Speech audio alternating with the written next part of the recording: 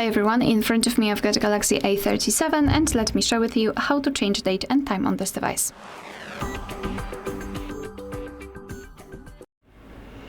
So let's start with finding and opening the settings. And here we have to scroll all the way down to find General Management.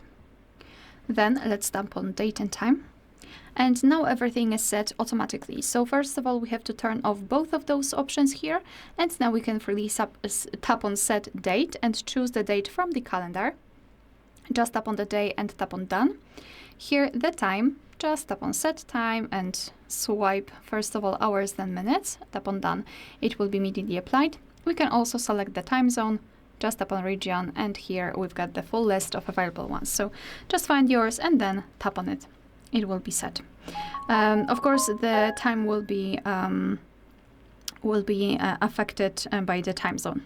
And here the time format, so you can either use the 12-hour one, just like right now, or 24-hour one, just by choosing this option here. So this is the manual customization of date and time, and if you'd like to come back to all previous settings, so the automatic options, just tap on those two switchers right here. Alright, so that will be all. Thank you so much for watching. Please hit the subscribe button and leave the thumbs up.